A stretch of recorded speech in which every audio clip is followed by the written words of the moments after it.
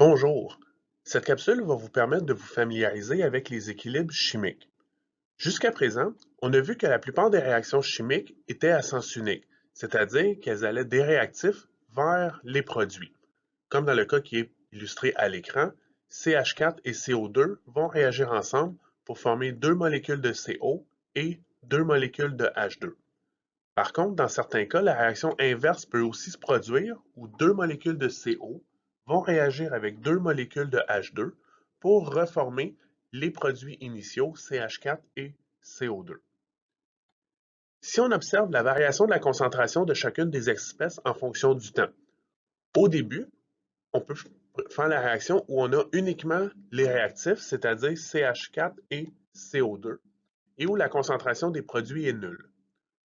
Au fur et à mesure que la réaction va progresser, les concentrations de chacune des espèces vont varier jusqu'à ce qu'on atteigne l'équilibre, c'est-à-dire où la réaction directe, c'est-à-dire des réactifs vers les produits, va se dérouler à la même vitesse que la réaction inverse des produits vers les réactifs. À ce moment-là, la concentration de chacune des espèces ne changera pas.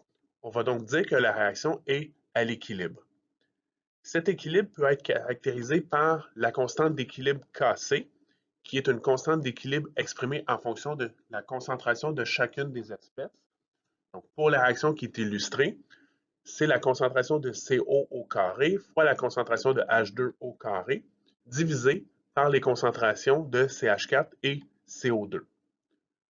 De façon plus générale, une constante d'équilibre Kc peut être exprimée par le produit des concentrations des produits avec les coefficients stoichiométriques en exposant, divisé par les concentrations molaires volumiques des réactifs, avec encore une fois les coefficients stoichiométriques en exposant.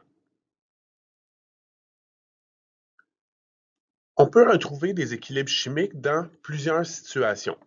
Exemple, les réactions en solution, où tous les réactifs vont être dissous dans un solvant.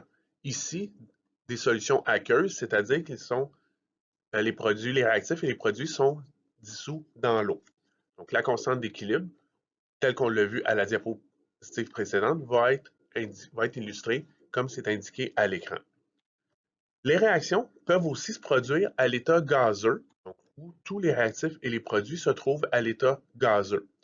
À ce moment-là, on ne va pas parler d'une constante d'équilibre en fonction des concentrations, mais plutôt une constante d'équilibre en fonction des pressions, où au lieu d'indiquer les concentrations, on va indiquer les pressions partielles de chacun des gaz. Il existe une relation mathématique entre Kp et Kc. Donc, Kp est égal à la Kc, la constante d'équilibre en fonction des concentrations, fois la constante des gaz, fois la température, avec en exposant la somme des coefficients stoichiométriques des produits moins la somme des coefficients stoichiométriques des réactifs. Finalement, les réactions peuvent aussi se produire de façon hétérogène, c'est-à-dire que certains réactifs ou produits sont soit à l'état solide ou liquide. Ils ne seront pas en solution et ils ne seront pas non plus à l'état gazeux. On a vu précédemment que la constante Kc va être indiquée comme vous le voyez à l'écran, sauf que dans ce cas-là particulier, on considère que les concentrations des solides et les liquides vont toujours être constantes dans la réaction. Elle ne changera pas. On va donc les négliger, on va les enlever de l'équation et la constante d'équilibre devient à ce moment-là l'expression des concentrations des substances qui sont en solution, comme vous le voyez à l'écran.